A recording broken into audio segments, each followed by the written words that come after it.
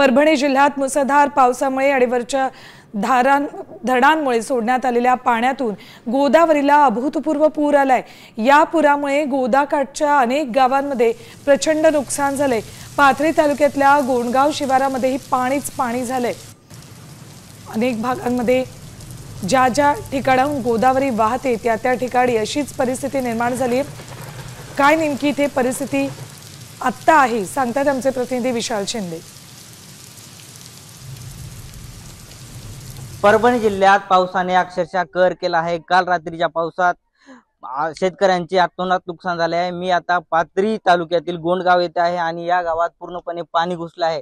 गावामध्ये रात्री जायकवाडीतून आणि माजलगावच्या धरणातून पाणी सोडलेलं आणि रात्रभर पाऊस होता, त्यामुळे जवळपास 2 लाखाच्या पुढे पाणी क्युसेसनं आणि रात्री 12 वाजल्यापासून गावात पाणी वाढायला चालू झालंय।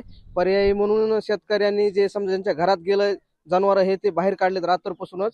तुम्ही जर बघितलं तर जिल्हा परिषद शाळा पूर्ण 10 ते 15 फूट आता पाण्यात आहे। सगळे पत्र हे जनावरांचे पत्र घर हे 10-10 फूट पाण्यात आहेत। आजपर्यंत मात्र प्रशासनाचा कुठलाही अधिकारी, तुमचा तहसीलदार म्हणा, मंडळ अधिकारी, ग्रामसेवक हे ते कुठल्याही म्हणजे सूचना करीत नाहीत किंवा गावाकडे फिरकायला सुद्धा तयार नाहीत। वारंवार सूचना करूनही ते यायला तयार नाहीत, कुठले पंचनामे नाहीत।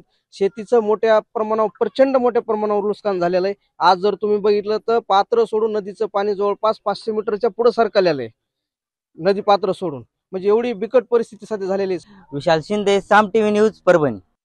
आता isakal.com आहे देशातील नंबर 1 ची मराठी न्यूज वेबसाईट। प्रत्येक अपडेटसाठी isakal.com ला नक्की भेट द्या।